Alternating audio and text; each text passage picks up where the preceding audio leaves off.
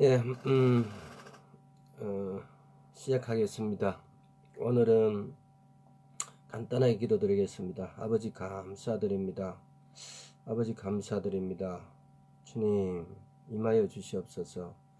주님 제 입술을 사용해서 주의 말씀을 전하게 하옵시고 또 주의 말씀을 우리로 풍성케 하옵시고 주의 말씀으로 우리로 주님의 오시는 길을 예비하게 하옵시고 준비하게 하여 주시옵소서. 주님, 코로나가 전 세계적으로 유행하고 있습니다. 이는 반드시 마태복음 24장, 마가복음 13장, 누가복음 21장에서 말하는 그야말로 재난의 시작인 줄로 믿습니다. 주님, 이 재난을 통하여서 우리로 피할 길을 주시옵시고 또 주님 오실 때 주님 앞에 설 수 있도록 우리가 온 마음으로 온 힘을 다하여 주님 앞에 설 수 있도록 은혜 베풀어 주시옵소서.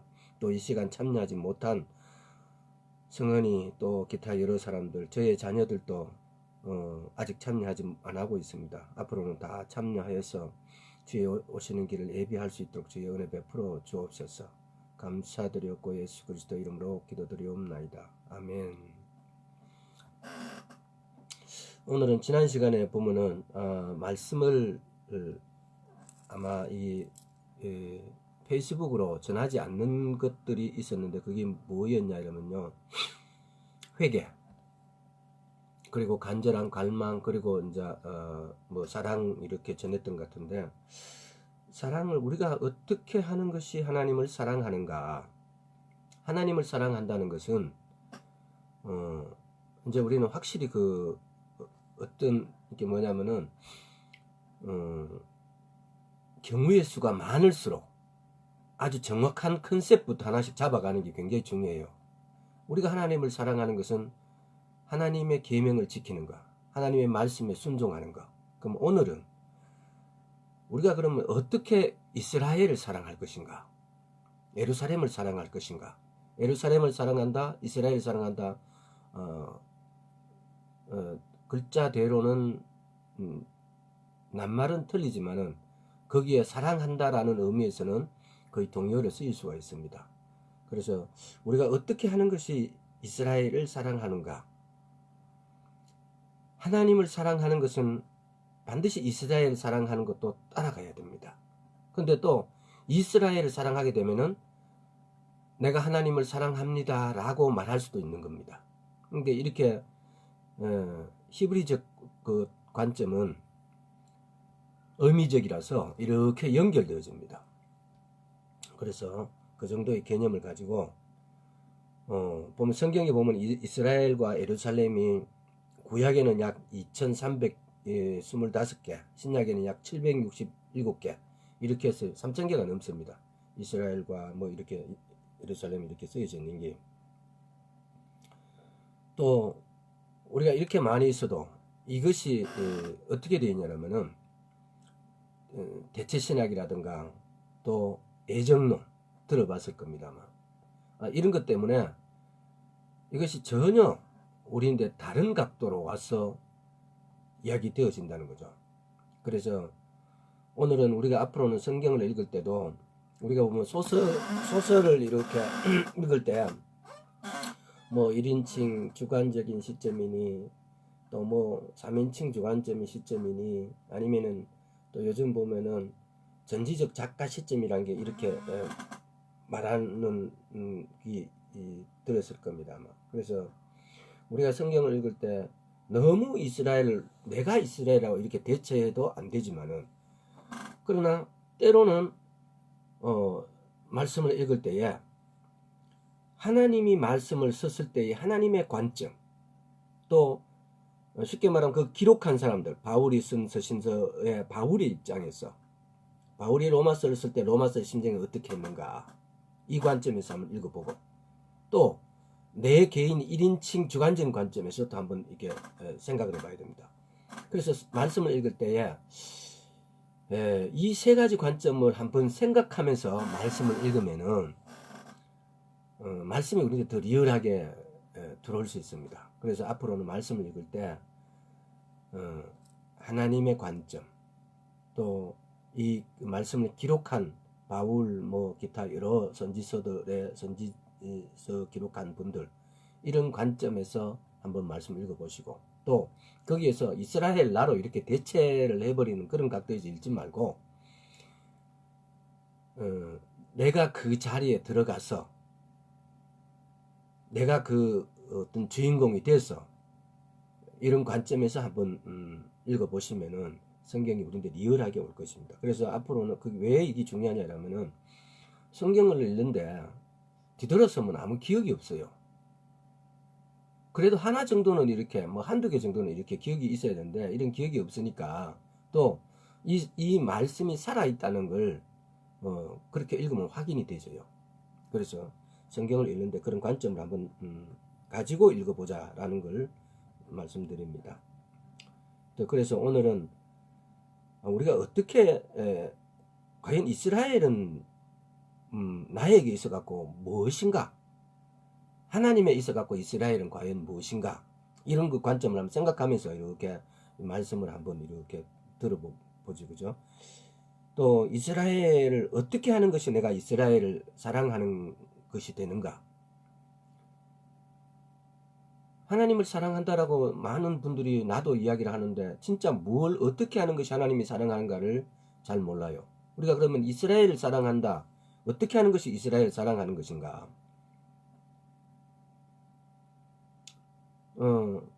어떻게 이 사랑한다는 말 안에는 어떻게 하면은 지금 시점에서는 우리가 한세 사람 관점에서 어떻게 하면 이스라엘을 시기나게 할 것인가 라고 말해도 맥락이 통해요. 우리가 어떻게 하면 이스라엘을 사랑하게 될 것인가, 어떻게 하는 것이 이스라엘을 사랑하는 것일까. 이것을 가리웠던 것이 보면은 대부분이 대체 신학과 예정론이에요. 그래서 우리가 오늘 짧게나마 대체 신학과 예정론도 한번 알아보고, 또 어떻게 하는 것이 이스라엘을 사랑하는 것일까도 한번 생각을 해보면서, 예를 들어서 그러잖아요. 이스라엘 사람을 어떻게 하면 식이 나게 하는가. 아주 결론적으로 이야기하면은 내가 이스라엘 사람이 나의 하나님이라고, 우리의 하나님이라고 하는 분을, 그분 보고 우리가 이방인인 우리가 그분은 나의 하나님이다, 우리의 하나님이라고 말할 때, 또 그분들이 우리의 하나님을 사랑하는 것보다도 우리가 더 우리의 하나님을, 이스라엘 하나님을 더 사랑한다고 이야기할 때, 그때 시기가 난다는 겁니다. 그것이 이스라엘을 사랑하는 방법이라는 겁니다. 그것이 이스라엘을 시기 나게 하고, 왜? 이스라엘이 넘어짐으로 우리가 구원을 받았고, 또 이제는 우리가 이스라엘을 하나님 앞으로 데리고 나아가야 되는 겁니다. 이게 한세 사람의 어떤 개념이잖아요. 그래서 넘어진 이스라엘을 우리가 하나님 앞에로 데리고 가는 것이 한세 사람의 이치죠. 아주 뭐 짧게 크게 이야기하자면은. 그래서 우리가 그들로 시기 나게 하고 그들로 하나님 앞에 돌아오게 하는 것, 이것이 바로 우리가 이스라엘을 사랑하는 1차적인 방법이고, 그 다음에 두 번째는 뭐냐면은, 이스라엘을 사랑한다는 것은 우리가 어떻게 하나님을 사랑하냐, 하나님의 계명을 지키는 것, 말씀을 순종하는 것이 하나님을 사랑하는 겁니다. 우리 남녀간의 사랑 직접적으로 스킨십을 하고 나 너 사랑한다, 좋아한다 하고 막 이 달콤한 말 막 이렇게 하면도 그렇게 해서 사랑을 표현하는데, 우리가 하나님을 사랑하는 것은 그의 계명을 지키는 것, 그의 말씀에 순종하는 겁니다. 근데 그러면 우리가 어떻게 하면 이스라엘을 사랑할까? 이 또한 그런 겁니다. 1차적으로는 조금 전에 이야기했듯이 그들을 시기나게 하는 것이고, 또 다른 하나는 그 사람보다도 이 말씀을 우리가 더 지지하고 더 사랑하는 것, 이것이 우리가 이스라엘을 사랑하는 겁니다. 우리가 보면은 이스라엘이 열렸다 이런 것을 어떻게 하는 것이 이스라엘이 열린 것일까? 근데 때로는 이스라엘이 열렸다라는 것을 이스라엘에 대해서 별 관심이 없는 분들이 듣기에는 이 의미가 굉장히 두리뭉실한 것 같이 들려요. 도대체 이스라엘에 뭐가 열렸단 말이야? 라고 반문할 수 있습니다. 근데 이스라엘이 열렸는데, 열렸다고 하는 분들이 인데도 이스라엘이 뭐가 열렸냐고 하면은 사실 답을 잘 못해요. 그래서 이스라엘이 열렸다는 것은 도대체 뭘 의미하는가? 첫째는 이스라엘이 열렸다는 것은 이스라엘이 듣고 있었던 대체신학과 애정론 같은 것이 걷어치우는 겁니다. 자, 그게 뭐냐면은 서론입니다. 이게 지금 대체신학이 뭔지 아시죠? 내가 이스라엘이라 그러는 거. 내가 이스라엘이라 그래요. 그래서 그 대체신학의 주요 정점이 뭡니까? 이스라엘은 예수 그리스도를 죽이고 죄를 졌기 때문에 넘어졌고 없어졌고 내가 교회가 이스라엘이 되었다라고 하는 거예요. 그러면 이 대체신학적인 어떤 정의하고 예정론은 뭐냐? 예정론은 간단하게 이야기하면은 한 번 구원은 영원한 구원이라는 거죠. 그러면은 이게 두 개가 모순이 되잖아요. 어떻게 하나님이 한 번 선택한 이스라엘을 버리고 이방인을 선택할 수 있습니까? 그러면 대체신학과 구원론은 완전히 애정론은 완전히 모순이 돼요. 근데 이렇게 모순됨에도 불구하고 우리는 이걸 추종하고 있어요. 보면은 애정론은 특히 보면은 이 한 세 군데 정도의 애정군데 가장 성경에 잘 나타나 있는데 야곱과 에서 보면은 야곱은 택하고 에서는 내가 버렸다 그래요. 또 이스라엘은 선택하고 내가 애굽은 버렸다. 또 에레미야 18장에 보면 토기장의 비유가 나와요. 내가 귀히 쓸 것과 버릴 것을 따로 내가 이미 선택해서 예정돼 있다라고 이야기해요. 그래서 이 에레미야 18장 나중에 읽어보세요. 에레미야 18장에 그렇게 기록되고 이게 로마서 9장에 가면은 다시 또 그걸 언급해 놨어요. 그럼 로마서 9장은 한번 찾아볼까요? 로마서 9장 19절부터 좀 길지만 같이 읽어보겠습니다. 29절까지. 자, 다 찾은 걸로 하고 읽겠습니다. 혹 내가 내게 말하기를 그러면 하나님이 어찌하여 허물하시뇨 누가 그 뜻을 대적하느뇨 하리니 이 사람아 내가 뉘기에 감히 하나님을 힐문하느뇨 지음을 받은 물건이 찍은 자에게 어찌 나를 이같이 만들었느냐 말하겠느냐 토기장이가 진흙 한 덩이로 하나는 귀 있을 그릇을 하나는 천 있을 그릇을 만드는 권이 없느냐 만일 하나님이 그 진노를 보이시고 그 능력을 알게 하고자 하사 멸하기로 준비된 진노의 그릇을 오래 참으심으로 관용하시고 또 영광 받기로 예비하신 긍휼의 그릇에 대하여 그 영광의 부요함을 알게 하고자 하였을지라도 무슨 말하리요 이 그릇은 우리니 곧 유대인 중에서뿐 아니라 이방인 중에서도 부르신 자니라 호세아 그래도 이르기를 내가 내 백성 아닌 자를 내 백성이라 사랑치 아니한 자를 사랑하는 자라 부르리라 너희는 내 백성이 아니라 한 그곳에서 저희가 살아계신 하나님의 아들이라 부름을 얻으리라 함과 같으리라 또 이사야가 이스라엘 관하여 외쳐대 이스라엘 무자손의 수가 비록 바다의 모래 같을지라도 남은 자만 구원을 얻으리니 주께서 땅 위에 그 말씀을 이루사 필하시고 끝내시리라 하셨느니라 또한 이사야가 미리 말한 바 만일 만군의 주께서 우리에게 씨를 남겨두지 아니하셨다면 우리가 소돔같이 되고 고모라 같았으리로다 함과 같으니라 참 여러가지 이렇게 말씀이 많이 나오는데 씨에 대한 문제가 나오고 남은 자 문제가 나오고 여러가지 문제가 나옵니다. 이 애정론, 그럼 우리는 이게 애정론이 틀렸다는 건 조금 전에 제가 그랬잖아요. 대체 신학과 애정론을 두 이론이 이렇게 뭐 그래도 유사하게 통일이 되는데 이 두 개가 정면으로 배치돼 버려요. 우리가 이스라엘이 넘어지고 이스라엘이 하나님께서 버리고 우리 이방인을 택했다, 교회를 택했다라고 하면은 라고 하는 것은 애정론에 완전 반대죠. 위배된 거죠. 왜? 외정론은 간단하게 이야기하면 한 번 구원은 영원한 구원이니까. 그럼 한 번 택한 이스라엘이 그럼 어떻게 넘어지냐고요.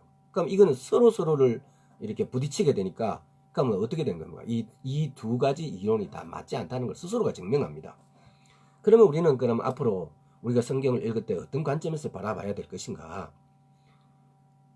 제가 조금 전에 이야기했던 것, 예를 들어서 이스라엘과 야곱과 에서 이스라엘과 애굽 또 이게 귀 있을 그릇 아니 천 있을 그릇 이런 것을 비교했을 때 이건 역할론으로 보는 것이 맞지 않느냐. 성경의 어떤 특별한 구절을 예를 들어서 그것을 하나님께서 이렇게 말씀을 쓴 어떤 선지자들이나 말씀 기록자들이 하나님께서 음성을 받고 그걸 기록했을 때는 그 한 부분에 예를 든 걸 가지고 다른 전체에다 비유를 하게 되어지면은 앞뒤 구절이 모순을 일으켜요. 그래서 특별히 또 보면은 어떤 논을 설명하기 위해서 그걸 갖다 붙여버리니까 오히려 그 구절이 그 논리에 들을 때 얼뜻 들으면 맞는 것 같은데 전체적으로 맞지 않습니다. 하나님의 말씀은 우리가 퍼즐을 맞추다 보면은 퍼즐이 100조각을 내면은 처음에 어느 정도 윤곽을 잡을 때는 굉장히 힘들어요. 그런데 어느 정도 윤곽이 나오면 굉장히 쉽게 맞춰진다고. 그러니까 성경도 마찬가지인 것 같아요. 성경을 한두 번 읽으면은 그 윤곽이 맞추기 어려워. 왜 여기서는 좌로 가라 그러고 또 여기서는 우로 가라 그러냐. 근데 성경을 여러 번 읽고 이 말씀이 전체가 하나님께서는 성경을 읽으면 읽을수록 상관지어지게 합니다. 연결되어지게 합니다. 예를 들어서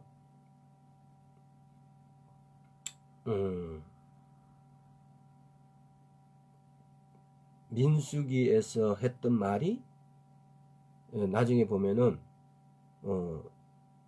민수기에서 예수님 보면은 발람과 발락에 대한 문제, 민수기 23장부터 이렇게 한번 보세요. 근데 발람과 발락의 문제 있어갖고 발락이 발람을 세 군데를 데려갑니다. 근데 거기 민수기 23, 24, 5장을 이렇게 보면은 거기서 발람이 별로 잘못한 게 안 나타나요. 근데 나중에 이스라엘이 그 희위 조속을 칠 때 발람을 같이 쳐버려요. 죽여버려요. 아니 근데 발람은 하나님께서 지는 안 간다 그러고 지는 하나님이 주신 말씀만 전하겠다고 이렇게 했는데 별로 잘못한 게 없는 것 같아요. 근데 자세히 보면 다른 성경에서는 발람을 죄 없다 하잖아요. 그래서 이스라엘이 쳐들어갔을 때 발람을 죽여버려요.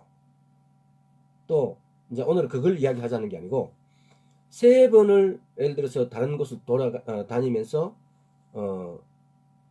예언하라고 그러죠. 근데 예수님께도 예수님이 오셨을 때도 예수님에게도 3가지를 실험을 해요. 그러니까 이런 것들이 보면은 이렇게 막 연결돼요. 이걸 민수기를 읽는데 어느 날 보면은 마태복음 어떤 구절이 이렇게 연결되어질 때 이것이 그냥 있는 게 아니라는 거, 말씀 읽을 때 드러나는 현상이라는 거. 자, 오늘은 너무 서론이 길었습니다. 그래서 그러면은 스가랴서 2장 8절, 스가랴서 2장 8절. 자, 같이 한번 내가 찾으면은 찾은 걸로 알고 한번 읽겠습니다. 스가랴서 2장 8절. 만군의 여호와께서 이같이 말씀하시되 너희를 노력한 열국으로 영광을 위하여 나를 보내셨나니 무릇 너희를 범하는 자는 그의 눈동자를 범하는 것이라.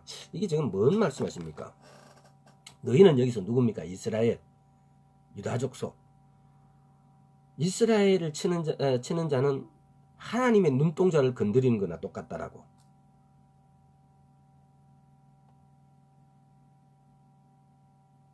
또 시편 122편 122편 6절인가 122편 한번 봅시다. 자, 시편 122편 찾은 걸로 생각하고 6절. 예루살렘을 위하여 평안을 구하라. 예루살렘을 사랑하는 자는 형통하리라. 하나님께서는 예루살렘, 이스라엘을 사랑하는 자, 예루살렘에 위해서 기도하는 자에게 형통케 하는 복을 주신다라고 이렇게 정확하게 말씀하셨습니다. 그런데 그러면 나는 어떻게 이스라엘을 무엇을 사랑할 것인가에 대해서 아까 전에 이야기했듯이 우리가 더 하나님을 사랑하는 거, 말씀을 사랑하는 거, 이것이 그러니까 이스라엘이라는데 이스라엘을 어떻게 사랑하는지에 대해서 잘 몰라요. 내가 이스라엘 원래 말씀을 준 히브리의 민족보다도 내가 더 하나님을 말씀을 더 사랑하는 것이 이것이 내가 이스라엘 히브리족을 유다족 속을 사랑하는 것이라는 거죠.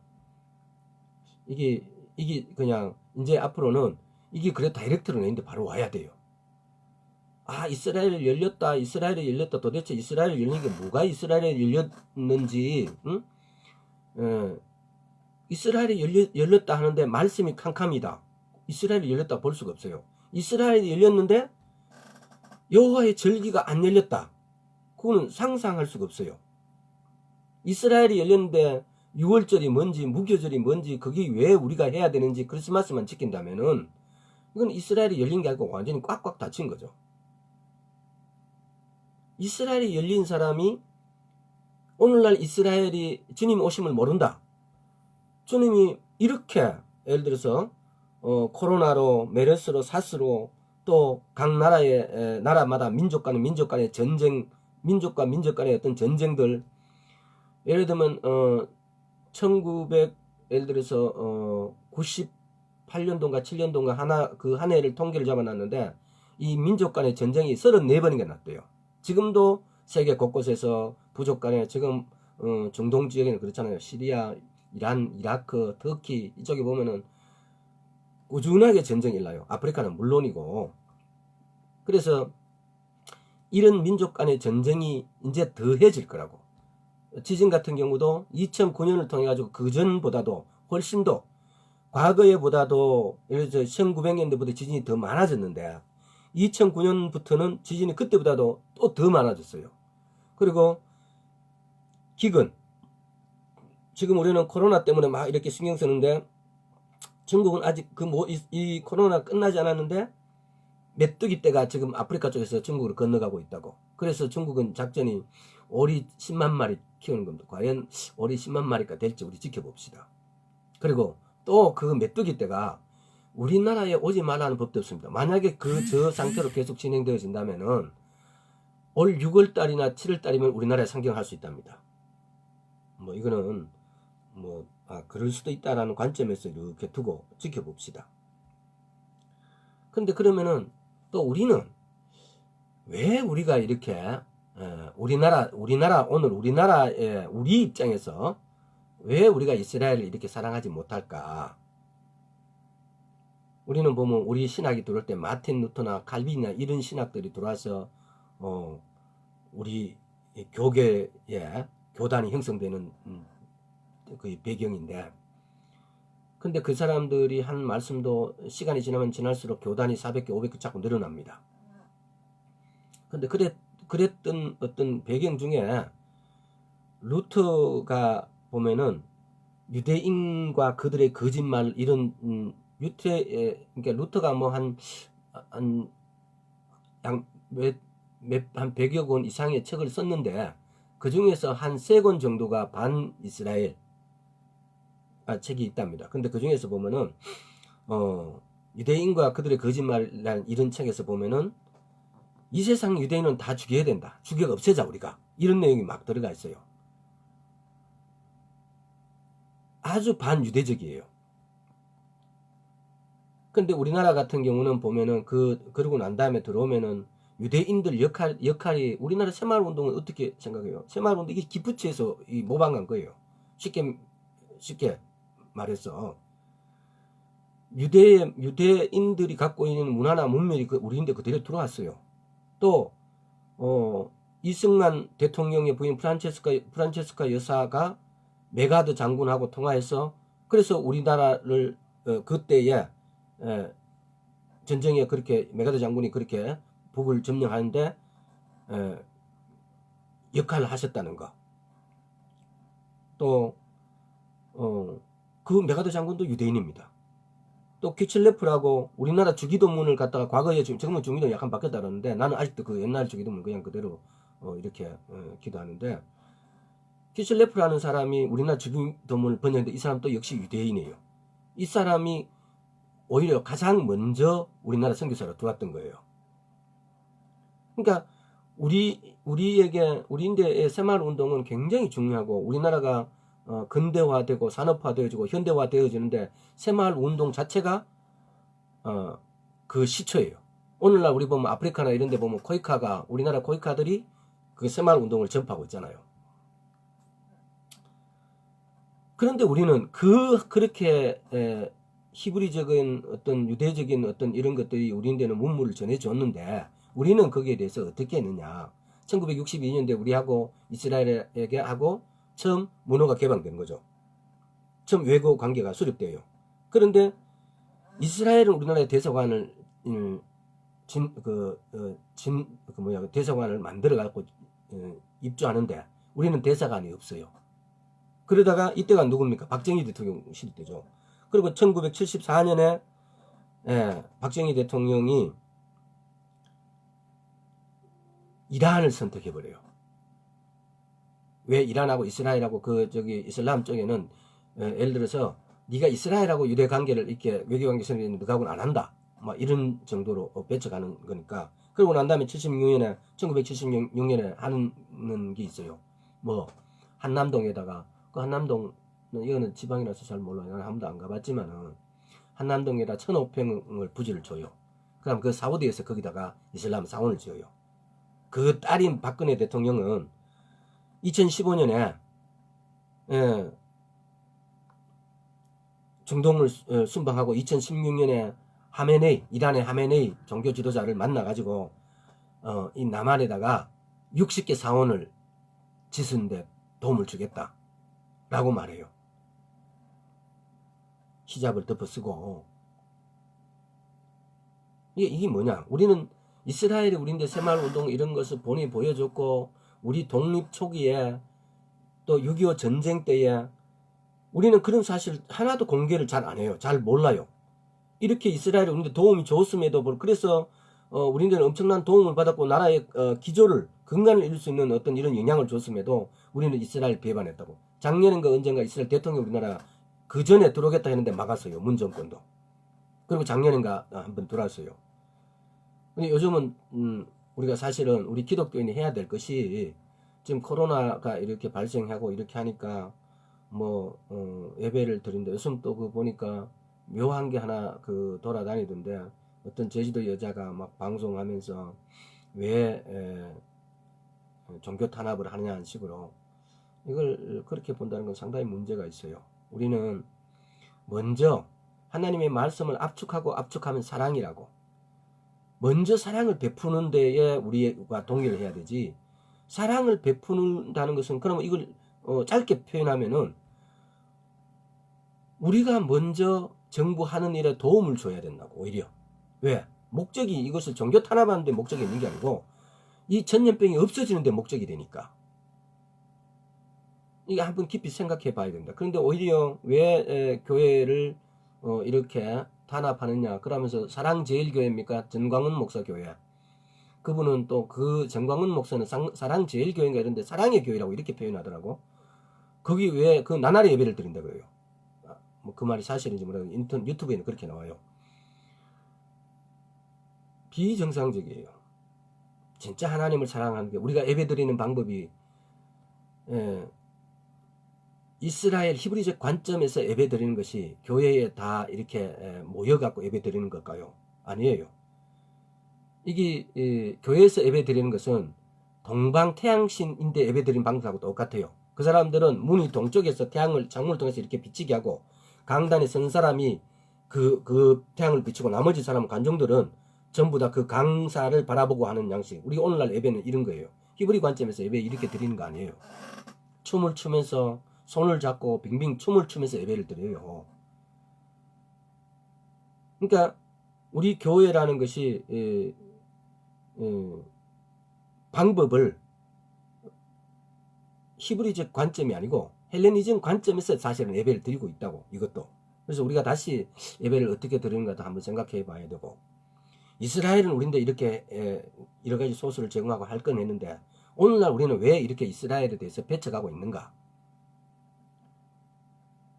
기독교인이 과연 크리스찬들이 이스라엘에 대해서 이렇게 배척하는 데에 신경을 써야 되는지, 아니면은 이스라엘을 끌어안고 어떻게 하면 이스라엘을 위해서 더 시편 122편의 말씀처럼 이스라엘 평안을 구하고 이스라엘을 위해서 기도하고 이스라엘을 사랑하는 것이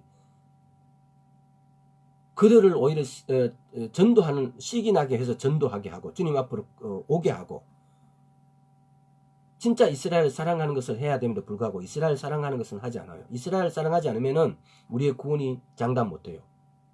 요한복음 4장 22절인가 보면은 구원은 유대인에게서 남이라고 선명하게 기록되어 있습니다.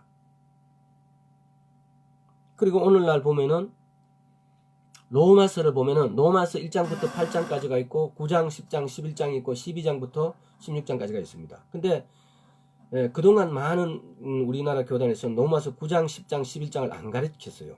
그럼 그걸 건너뛰고 12장을 넘어가. 근데 로마서 9장, 10장, 11장에는 엄청난 말씀이 들어가 있습니다. 이스라엘의 어떤 어떤 구원이라든가 믿음에 대한 어떤 것들 표본을 이스라엘에다가 이렇게 포커스를 맞춰놔 버렸어요. 구원의 동기, 믿음의 동기, 이 모든 어떤 목적을 갖다가 9장, 10장, 11장에다가 이스라엘에 어떻게 구원받고 이스라엘에 어떻게 우리가 이스라엘하고 어떻게 접붙임을 받고 이런 어떤 것들 전체를 쭉 이렇게 해놨어요. 어떻게 그 전에는 과거에는 로마서 8장이 뭐 이렇게 크리스찬들의 해답이다, 최고다 막 이렇게 했는데 사실은 결론은 9장, 10장, 11장이었던 거예요. 왜? 대체됐으니까. 그래서 우리는 오늘날에 이스라엘을 어떻게 하면 사랑하게 되는가? 간단하게 한마디로 하면 말씀을 사랑하는 것입니다. 좀 더 두 번째로 확대하면 아까 이스라엘을 시기나게 해줘야 돼요. 뭐 여러 가지 있겠죠. 이스라엘에 구원을 보내고 또 뭐 순례 여행 가가지고 이스라엘 사람들 하나님을 전하고 여러 가지 이런 방법이 있겠지만은 그러나 첫째는 우리가 말씀을 사랑하는 것이 이스라엘을 사랑하는 거라는 거. 이스라엘을 시기나게 하는 것이 이스라엘을 사랑하는 거. 왜? 이스라엘이 넘어짐으로 구원이 우리인데 이르렀는데 이제 우리가 그들을 깨워서 하나님 앞에 같이 가야 돼요. 이게 한 셋사람의 어떤 이론이잖아요. 우리는 지금 그렇게 해야 된다고. 하나님은 이 목적으로 이스라엘을 선택한 거예요. 하나님의 경륜으로, 하나님의 섭리로. 이 목적으로. 왜? 이스라엘이라는 가지에다가 이방인을 접붙임해서 하나님이 구원하실 목적으로. 그럼 이스라엘은 도대체 뭐냐? 이스라엘은 그야말로 하나님의 성품을 나타내는 어떤 민족이에요. 이스라엘 통해서 하나님의 영광, 하나님의 모습, 하나님의 어떠하심을 드러내신다고. 그럼 왜? 이 성경은 이스라엘의 역사예요. 히스토리예요.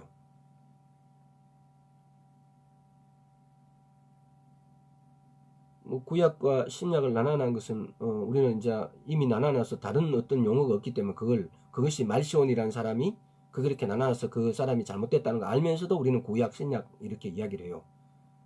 이 성경 말씀을 갖다가 이스라엘 민족을 통해서 하나님을 드러내요. 이스라엘의 역사를 통해서 하나님을 드러내신다고. 우리는 이걸 통해 갖고 이 말씀을 통해서 이스라엘 역사를 통해서 하나님께로 갈 수가 있는 거죠. 하나님은 이걸 우리인데 가르쳐 주시고 이스라엘의 어떤 중요성을 말씀하지 않았지만은 이걸 통해서 너는 이스라엘에서 접붙임 받아가고 내게 오라 라고 이렇게 말씀하셨는데 우리는 철두철미하게 이스라엘을 배신해요. 이게 뭐가 잘못된지 우리는 생각해 봐야 됩니다. 뭐가 잘못됐을까? 왜 이스라엘을 우리가 사랑하지 못할까? 이스라엘을 사랑하는 것이 뭔지, 내가 이스라엘에 열렸다, 이스라엘을 사랑한다 하는데 그 본론이 중요한 포인트가 빠져버려요. 이스라엘을 사랑하면 어떻게 해야 되는가? 그냥 과연 이스라엘 민족을 뭐 이렇게 해서 뭐 미워하지 말라 이런 뜻인가? 아니면 이스라엘에 순례 여행 가는 것인가? 그냥 이스라엘 사람들 나 네 사랑한다고 이야기하는가? 그거는 그 다음 문제예요. 제일 첫째는 뭐냐? 말씀을 사랑하는 거예요. 말씀 안으로 들어가서 너가 믿는 하나님이 내 하나님이다, 나의 하나님이다, 우리의 하나님이다 라고 했을 때 그들을 시기나게 해서 그들에게 예수와 그리스도를 나타내게 하고 예수와 그리스도를 그들이 다시 눈을 깜빡거리고 다시 떠서 예수 그리스도를 다시 보게 하는가. 그래서 그 사람들이 예수님을 받아들이고 믿게 되어지는 것이 우리가 그들을 사랑하는 거라는 거죠. 그래서 오늘은 그러면은 사실 준비한 게 많은데 이걸 다음 시간에 한 번 더 해야 될 것 같아요. 오늘 간단하게 요것만 한번 하고 말씀 전하는 걸 좀 매듭을 짓겠습니다. 데릭 프린스 목사님이 쓴 책, 그 책이 어디 갔나? 한번 보여줘야지. 내가 이거 옛날에 읽고 건강에 다시 이렇게 봤는데 이거 응? 나중에 혹시 시간 되면은 다은아 꼭 사봐라. 괜찮다. 책이 얇거든. 얇으면서도 내용이 그렇게 있어. 마지막 때 이스라엘과 교회를 위한 예언. 여기서 이제 발췌한 건데 뭐냐면은 이스라엘 민족 역사를 갖다가 성경에서 이스라엘 민족 역사를 나타낸 게 뭐가 있냐면은 16개가 있는데 대체적으로 이렇게 압축해서 그런 건데 그 중에서 13개는 이루어졌고 3개는 이루어지지 않았다. 그래서 그 13개 이루어진 게 뭔지를 내가 오늘 간단하게 이렇게 쭉 읽어드릴 테니까 나중에 다시 이렇게 말씀 보면서 이걸 꼭 적어서 한번 찾아보시라고. 이걸 다 찾으려면 시간이 엄청나게 걸리니까. 성취된 13가지. 첫째, 애굽에서 종살이 한 것. 창세기 15장 13절. 두 번째, 애굽에서 큰 재물을 갖고 탈출할 것이다. 창세기 15장 14절. 또 가나안 땅 정복. 창세기 15장 18절에서 21절. 가나안 땅에서 우상 숭배. 신명기 32장 15절에서 21절.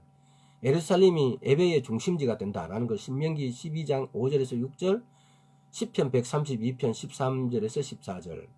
또 북이스라엘이 아수르에 사로잡히게 된다라는 것을 갖다가 아모스 5장 27절, 6장 14절, 7장 17절. 남유다가 바벨론에 사로잡히게 된다. 에레미야서 16장 13절, 21장 10절. 첫 성전이 무너진다. 역대하 7장 19절에서 22절. 바벨론에서 귀환한다. 이사야서 48장 20절. 둘째 성전이 무너진다. 마태복음 24장 2절, 누가복음 19장 43절에서 44절. 또 여러 민족 중으로 흩어진다. 디아스포라 된다. 이것은 레위기 26장 33절에서 34절. 에스겔서 12장 15절. 이방인들 가운데서 박해받는다. 또 레위기 26장 36절에서 39절. 또 열방에서 고통으로 돌아온다. 이건 참 여러 군데 있어요. 이사야서 11장 11절에서 12절. 스가랴서 10장 9절에서 10절. 근데 이제 앞으로 아직 이루어지지 않는 세 가지. 열방이 예루살렘을 대적하기 위해 모인다. 스가랴서 12장 2절에서 3절, 14장 1절에서 2절. 메시아가 이스라엘 백성에게 초자연적으로 계시된다. 메시아가 예수와 그리스도가 이스라엘 백성에 계시되면 그들이 어떻게 되겠어요? 스가랴서 보면 땅을 치고 후회한다 그래요. 스가랴서 12장 10절에서 14절. 또 메시아가 영광 중에 재림하신다. 스가랴서 14장 3절에서 5절. 성경은 이렇게 이스라엘에 대해서, 이스라엘 역사에 대해서 이렇게 이스라엘 역사를 쭉 이렇게 논해난 거죠. 너가 애굽에 갈 것이고 돌아올 것이고, 그리고 예수님이 이스라엘 성전이 무너지고 포로로 잡혀가고 돌아오고, 그리고 난 다음에 예수님이 오시고 두 번째 오시고, 이런 역사를 이렇게 쭉 담아놨어요. 그러면 이런 것을 통해서 이 예언적인 말씀을 우리는 그러면 어떻게 이 예언적인 말씀을 우리가 알 수 있느냐라는 것은 절기 속에 숨어 있어요. 절기는 카이로스 타임에 사시는 하나님의 시간대에, 하나님의 시간이 크로노스에 사는 우리는 과거를 현재로, 미래를 현재로 끌어오거나 과거를 현재로 다시 돌려오거나 이렇게 할 수 없어요. 근데 카이로스 하나님은 과거도 현재로, 미래도 현재로 갖고 오실 수 있는 시간대에 사시는 분이에요. 이거 그 카이로스 타임이라고 그러죠. 근데 우리인데 하나님께서 이 절기는 뭘 말해놨냐면, 절기는 예언해놓은 거예요. 근데 이 절기는 우리인데 미래를, 과거를 우리가 볼 수 있게끔, 알 수 있게끔 해놨다 이 말이에요. 그게 절기의 가장 중요한 문제 중에 하나예요. 왜 여호와의 절기라 그러고 그걸 기념하라 했을까? 그런 이유 중에 하나가 뭐냐?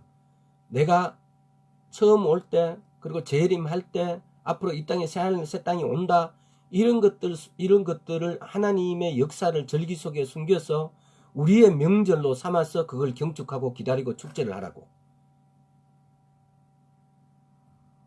근데 오늘날 이 히브리적 관점이 없어지면 절기는 누가 이걸 없앴겠어요? 콘스탄티누스 황제가 이 절기를 없애버렸다고. 그리고 니케아 공회나 이런 데서 자기 마음대로 이 절기 없애는 대신에 다른 절기를 다른 신들의 어떤 예를 들어서 안식일을 일요일로 대처시키고 일요일날 지내게 일요일을 지켜라 그렇게 해버리고 이런 모든 기관을 바뀌었다는 게 역사에 기록되어 있다는 거. 거기 그리스, 로마, 헬라 이런 문화 역사에 이게 로마 역사에 기록되어 있다는 거. 그래서 오늘날 우리가 알 수 있는 건 뭐냐? 이렇게 역사에 기록된 만큼 정확한 건데 그거는 그냥 대충 여겨버려요. 그런 사실적으로 일어났다는 사실을 우리는 그냥 무시해버려요. 그러면 오늘날 우리는 뭡니까? 이스라엘을 사랑한다는 것은 이 절기를 그대로 회복시켜줘야 돼요. 하나님의 안식일에 우리는 하나님의 안식일에 안식해야 되고 하나님의 안식을 기념함으로 내가 하나님의 안식을 지키는 게 되고 하나님의 말씀을 지키는 것이 된다는 겁니다. 이것이 곧 하나님을 사랑하는 것이고 하나님을 사랑하는 것이 곧 이스라엘을 사랑하는 것이라는 거. 이게 이 히브리적 관점은 뭐래요? 이런 거예요. 전혀 다른데 의미적으로 상통해요. 그래서 히브리적 관점인 것은 의미적이라 그러고 헬라적 관점은 논리적이라 그래요. 논리는 이게 한 가지 답밖에 안 나와요. 어떻게 보면 논리는 보다 2 더하기 2는 4라지 2 더하기 2가 다른 답이 나올 수가 없어요. 그런데 의미적인 히브리적 관점에서는 하나님을 사랑하는 것이 이스라엘을 사랑하는 것이고 이스라엘을 사랑하는 것이 하나님을 사랑하는 것이 되어버린다는 거. 그래서 이거는 다음 시간에 한 번 더 정확하게 하나님을 사랑함으로 이스라엘을 바라봄으로 인해 가지고 또 우리가 재난이 시작되고 재난을 박해받는 이런 타임을 알 수 있다는 거. 이런 걸 로마서를 가지고 로마서 9장과 10장, 11장 로마서 전체 기록된 말씀을 가지고 우리가 왜 지금 이 시대가 재난의 시작이란 걸 증명하면서 이럴 때일수록 더 이스라엘을 바라봐야 된다는 사실을 우리가 뼛속 깊이 믿음으로 가져가야 됩니다. 말씀을 읽고 예배를 드렸는데 내 믿음이 말씀에서 떨어지는 것이 아니고 예배를 드리면은 예배의 시간은 하나님하고 내하고 동화돼야 돼요. 연결돼야 돼요. 예배를 통해서 하나님하고 나하고 관계가 형성돼야 돼요. 예배를 통해서 하나님하고 내하고 스킨십이 일어나야 되는 거죠. 쉽게 말하면 사랑하는데 하나님하고 내하고 직접 스킨십이 일어나는 게 이 가슴에 마음에 왜 내 안에 계신 성령님하고 이 스킨십이 돼야 된다고. 스킨십보다도 더 리얼하게 내게 와서 와 닿아야 된다는 거지. 그것이 뭡니까? 그것이 내 작은 눈도 그게 표현되어질 때 눈에서 눈물이 콧물이 떨어지게 되어 있습니다. 그리고 목소리도 흔들려요. 하나님하고 내하고 스킨십이 돼갖고 하나님하고 교감이 이루어지고 관계가 형성되어지면은 내 목소리도 울려요. 여러분들이 방언할 때 방언이 아무 감각 없이 기도가 잠이 와서 뭐 방언할 때 있잖아요. 그 고백하는 것 같은데 막 잠이 와서 막 기도 다른 할 내용도 없고 생각 안 나고 막 이래서 방언만 주르르 할 때 그냥 좀 그랬을 때에는 방언에 힘도 없고 방언도 매끄럽지가 않아요. 그런데 안에 계신 성령님이 감동되어지시면 어때요? 방언이 그냥 또르르 구르는 것 같아. 내 입에서. 그러면서 내 몸은 뜨거워지고 내가 하는데 내가 하는 것 같지가 않아. 이게 예배드리는 첫째적인 어떤 예배를 통해서 내 인데 오는 감동이고 내 인데 느껴지는 현상이고 예배는 그렇게 해서 하나님께 경배만 드리는 게 아니고 나와 하나님하고 하나 되는 과정이라고 봐요. 뭐 이렇게 말씀을 갖다가 어느 초점에 맞춰서 어떻게 이야기하면은 이렇게 되고 저렇게 되고 그런 식이 아니라 히브리적 관점을 생각하세요. 히브리 관점은 의미적이라서 여러 가지 의미를 갖고 있다고. 그래서 우리가 이스라엘을 사랑하는 것은 하나님을 사랑하는 것과 동의어라는 거. 지금 이 시점에 이스라엘을 사랑하지 않으면은 지금 이 시점에 이스라엘을 모르면은 알지 못하면은 그 결과가 어떤 거냐? 주님 오심을 모릅니다. 그 결과 예배를 정성껏 예배를 예배답게 드리지 못합니다. 예수를 믿는데 나는 믿는데 예수님 오실 때 나 너 모른다라고 합니다. 그래서 우리는 반드시 이 시점에서 이스라엘이 열렸냐 이 말도 한번 생각해보고 내가 진짜 이스라엘이 열렸는가? 단지 지금 이스라엘 정부 이 정부를 막 지지하고 이런 것이 이스라엘에 대해서 열린 게 아니고 아주 궁극적으로 한마디를 짧게 하면은 이스라엘이 열렸다. 말씀이 열린 거예요. 이스라엘이 열린데 말씀이 닫혀있다. 절기가 닫혀있다. 이스라엘에 대해 관심 없다. 아, 이스라엘 저거는 왜 맨날 전쟁하냐 전쟁만 하냐. 이스라엘이 열린 게 아니고 그거는 하나님 반대편에 서 있습니다. 출애굽기 32장에 모세가 그럽니다. 여호와 편에 선 자는 여기 붙어라 그럽니다. 근데 시므온과 레위는 정말 죄를 많이 져서 자기 아버지로부터 별로 좋은 말을 못 들어요. 그 유언에. 근데 그때 한순간에 레위가 거기 가서 모세의 손가락에 딱 제일 먼저 붙어버립니다. 제사장 지파가 되어버립니다.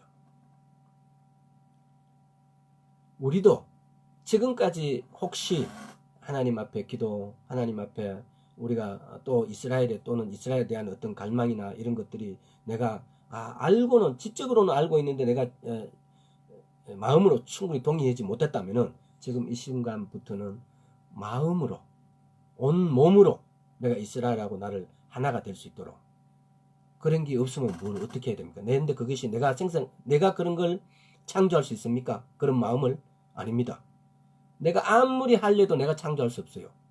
그래서 기도할 수 있습니다. 왜? 그 은혜를 베풀어 주시기 때문에 주님께서는. 그래서 우리가 갈망하고 갈급해져서 하나님을 바라보고 말씀과 기도로 하나님을 바라보게 되어지면은 하나님께서는 내인데 그 이스라엘에 대한 갈망을 갈급함을 간절함을 부어주십니다. 우리는 이 예배를 통해서 다시 회복해야 되고 다시 알아야 되니까 다시 열려야 되는 것이 이스라엘이 열려야 됩니다. 이스라엘을 사랑해야 됩니다. 하나님을 사랑해야 됩니다. 하나님 사랑하는 것, 이스라엘 사랑하는 것 말씀입니다.